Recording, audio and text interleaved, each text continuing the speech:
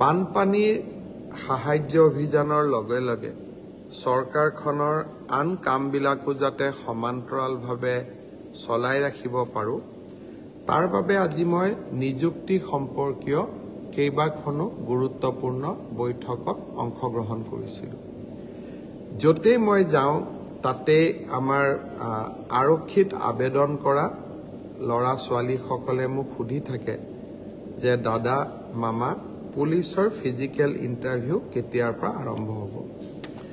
আমি অসম পুলিচত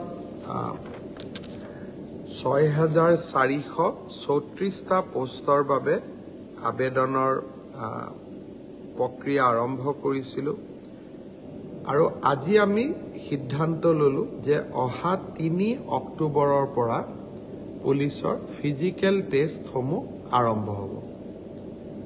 গতিকে মই সকলোকে অনুৰোধ কৰিম যে বানপানীৰ যেতিয়াই পানী শুকাব আমাৰ খেলপথাৰসমূহ মুকলি হ'ব, আমি দৌৰা প্ৰেক্টিছ আৰম্ভ কৰিব লাগে, কাৰণ 3 অক্টোবৰৰ পৰা অসম আৰক্ষীৰ ফিজিকেল টেষ্ট আৰম্ভ হ'ব। মোৰ লক্ষ্য হৈছে যে ফিজিকেল টেষ্ট, ৰিটেন আৰু ভাইভা তিনিওটা প্ৰক্ৰিয়া সম্পূৰ্ণ কৰি এই বিত্তীয় বৰ্ষতে আমি যাতে এই 6,434টা পদ ভৰ্তি কৰিব পাৰোঁ, এটা সুন্দৰ নিযুক্তি প্ৰক্ৰিয়াৰ মাজেৰে ল'ৰা ছোৱালীক নিযুক্তি দিব পাৰোঁ আৰু তাৰ লগে লগে 2025 চনৰ বাবে আকৌ এবাৰ নিযুক্তি প্ৰক্ৰিয়া আমি যাতে আৰম্ভ কৰিব পাৰোঁ।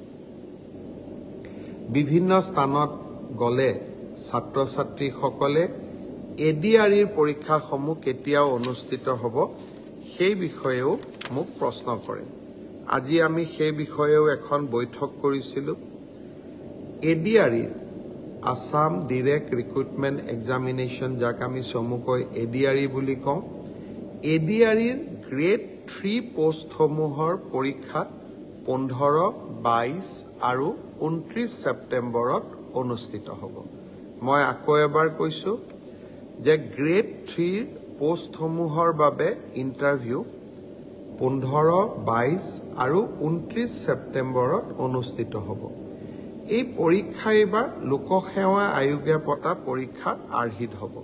প্ৰথমতে প্ৰিলিমিনাৰী পৰীক্ষা হ'ব, তাৰ পিছত মেইনছ হ'ব আৰু মেইনছৰ পিছত আমি ভাইভা প্ৰক্ৰিয়াৰ মাজেৰে আমি সমগ্ৰ ইণ্টাৰভিউ প্ৰক্ৰিয়াটো সমাপ্ত কৰিম।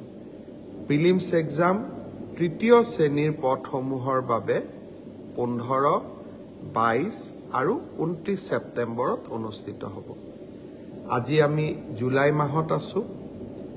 মই আশা কৰিম যে আমাৰ শিক্ষাৰ্থীসকলে, চাকৰি প্ৰাৰ্থীসকলে যাতে পঢ়া শুনা আৰম্ভ কৰে।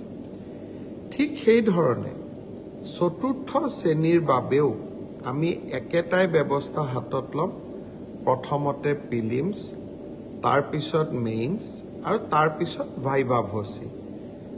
গ্ৰেড 4 বা চতুৰ্থ শ্ৰেণীৰ পদৰো প্ৰিলিমছ 20 আৰু 27 অক্টোবৰত অনুষ্ঠিত হ'ব। আমাৰ গ্ৰেড 3ত প্ৰায় 7,500 পোষ্ট আছে আৰু গ্ৰেড 4ত প্ৰায় 4,500 বা আৰু অলপ 100-200 বেছি, ইমানখিনি আমাৰ পোষ্ট খালী হৈ আছে। এটা স্বচ্ছ নিযুক্তি প্ৰক্ৰিয়াৰ মাজেৰে আমি এই পদখিনি পূৰণ কৰিম। এলিমেণ্টাৰী এডুকেশ্যন, প্ৰাথমিক শিক্ষা বিভাগৰ শিক্ষকসকলৰ নিযুক্তিৰ প্ৰক্ৰিয়াও খুব সোনকালে আৰম্ভ হ'ব। অৱশ্যে ছেকেণ্ডাৰী এডুকেশ্যনত আমাৰ অকণমান সময় লাগিব, কাৰণ প্ৰথমবাৰৰ বাবে অসমত আমি গ্ৰেজুৱেট টিচাৰ মেথছ বুলি এটা নতুন পদ সৃষ্টি কৰিব খুজিছোঁ। আমাৰ স্কুলবিলাকত, হাইস্কুলবিলাকত ইমান দিনে গ্ৰেজুৱেট টিচাৰ ছায়েন্স আছিলে, মেথছৰ বাবে সুকীয়া শিক্ষক নাছিলে। যোৱা কালি শিক্ষা বিভাগৰ লগত মই বহুত দেৰি বহিছিলোঁ আৰু আমি এটা সিদ্ধান্ত লৈছোঁ যে আমাৰ হাইস্কুলবিলাকত গ্ৰেজুৱেট টিচাৰ মেথছ বুলি এটা সুকীয়া পদ হ'ব লাগে, যাতে গণিতৰ ওপৰত আমি একোজন শিক্ষক নিযুক্তি দিব পাৰোঁ। গণিতৰ শিক্ষক নোহোৱা বাবে আমাৰ স্কুলসমূহত শিক্ষা ব্যৱস্থাত বহুত জটি পৰে। শিক্ষা বিভাগে কেইবা হাজাৰো, বিশেষকৈ প্ৰথম অৱস্থাত প্ৰায় 2000 গণিত শিক্ষকৰ পদ সৃষ্টি কৰিব লাগিব।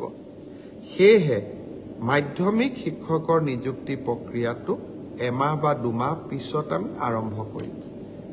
সেই হলেও মোৰ লক্ষ্য যে এই গোটেই পোষ্টখিনি গ্ৰেড 3 7600, গ্ৰেড 4 5000, পুলিচত 6434, এলিমেণ্টাৰী এডুকেশ্যনত 5550 গৰাকী শিক্ষক, ছেকেণ্ডাৰী এডুকেশ্যনতো প্ৰায় 8000 শিক্ষক, এই গোটেই অৰ্থাৎ প্ৰায় 35000 নিযুক্তি আমি মাৰ্চ মাহ বা এপ্ৰিল, বিশেষকৈ বহাগ বিহুৰ আগতে আমি শেষ কৰিব খুজিছোঁ। ছাত্ৰ ছাত্ৰীসকল, যুৱক যুৱতীসকল, নিকা নিযুক্তি মোৰ দায়বদ্ধতা আছিল। বহু সময়ত বহুতে কয় যে মেৰিটত নিযুক্তি পাইছোঁ, চৰকাৰক কিয় খাতিৰ কৰিব লাগে। পংকিলতাৰ দিনত ৰাজনৈতিক দৃষ্টিৰ পৰা আঁতৰি মেধাৰ ভিত্তিত নিযুক্তি দিয়া সিদ্ধান্তই ৰাজনৈতিকভাৱে আমাক কৰবাত বহুত ক্ষতি কৰে। আনকি আমাৰ দলৰ মানুহবিলাকো বা আমাৰ দলৰ কাৰ্যকৰ্তাবিলাকো কেতিয়াবা মন বেয়া কৰে যে আমি দল কৰোঁ কিন্তু চাকৰি আমি নাপাওঁ। তথাপিতো মেৰিটত নিযুক্তি দিয়া মোৰ এক দায়বদ্ধতা আছে আৰু সেই দায়বদ্ধতা পালন কৰাৰ বাবে মই আকৌ এবাৰ সাজু হৈছোঁ। বহুদিন অসমত বহু ধৰণে নিযুক্তি হৈছিল, কিন্তু মেধাৰ ওপৰত নিযুক্তি এনেকৈ কেতিয়াও হোৱা নাছিল। 1 লাখ নিযুক্তি সমাপ্ত কৰি নিৰ্বাচনী সভাবিলাকত মই যি ধৰণে প্ৰতিশ্ৰুতি দিছিলোঁ যে মই আৰু 50,000 নিযুক্তিৰ ব্যৱস্থা কৰিম, তাৰ প্ৰতি ধাৱমান হৈছোঁ। আজিৰ পৰা সেই প্ৰক্ৰিয়া আৰম্ভ হ'ল। সকলোকে বহুত শুভেচ্ছা জনাইছোঁ। ভালকৈ পঢ়িব লাগে আৰু দেউতা মাৰ লগতে সকলোৰে সুনাম বৃদ্ধি কৰিব লাগে। ইমানতে মই সামৰণি মাৰিম।